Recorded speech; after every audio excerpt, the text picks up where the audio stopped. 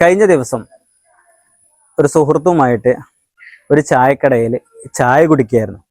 അപ്പോൾ അവൻ പറഞ്ഞു, നിന്റെ താടിയൊക്കെ നല്ല നരച്ചിട്ടുണ്ടല്ലോ. അപ്പോൾ ഞാൻ മറുപടി പറഞ്ഞു, കുറേ ട്രീറ്റ്മെൻ്റ് ഒക്കെ ചെയ്തു നോക്കി, പക്ഷേ ഫലം കണ്ടില്ല.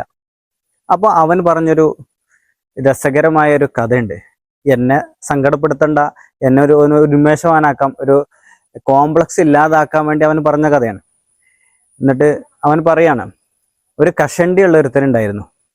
അവനോട് വേറൊരുത്തൻ വന്നിട്ട് ചോദിച്ചു, നിന്റെ കഷണ്ടിയൊക്കെ ആകെ ബോറാണല്ലോ, കഷണ്ടിയായിട്ട് ഭയങ്കര ബോറുണ്ട് പറഞ്ഞു. അപ്പോൾ ഈ കഷണ്ടിയുള്ള ആളുകൾ മറ്റവനോട് പറയാണ്, നിന്റെ കഷണ്ടി ഞാൻ കാണുന്നില്ല, ഇജല്ലേ കാണുന്നത്, അതുകൊണ്ട് എനിക്ക് വേണമെങ്കിൽ ഇജ് ഇവിടെ നിന്ന് പൊയ്ക്കോ. അതായത് വളരെ സിമ്പിളാണ്. നമുക്ക് പല പ്രശ്നമില്ലാത്ത, അതായത് ഇപ്പം എൻ്റെ താടി ഒരു പ്രശ്നമാണ് പലർക്കും, എനിക്കതൊരു പ്രശ്നമല്ല.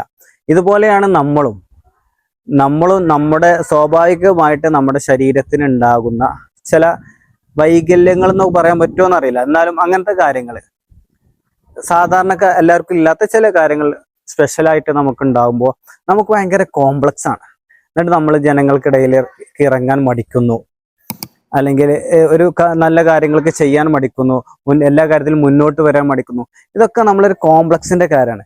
സത്യത്തിൽ ഈ കോംപ്ലക്സ് ആണ് നമ്മളെ എപ്പോഴും പിന്നോട്ട് വലിക്കുന്നത്. ചെറിയ ചെറിയ കാര്യങ്ങളായിരിക്കും അത്. ആ കോംപ്ലക്സുകളെ നമ്മൾ മൈൻഡ് ചെയ്യാതിരിക്കുകയാണെങ്കിൽ, ആ പ്രശ്നങ്ങളെ നമുക്ക് പരിഹരിക്കാൻ പറ്റാത്ത പ്രശ്നങ്ങളെ നമ്മളിങ്ങനെ മനസ്സിലിട്ട് ഇങ്ങനെ ബേജാറാവുകയാണെങ്കിൽ നമുക്ക് എവിടെയും ഒന്നും ചെയ്യാൻ കഴിയില്ല.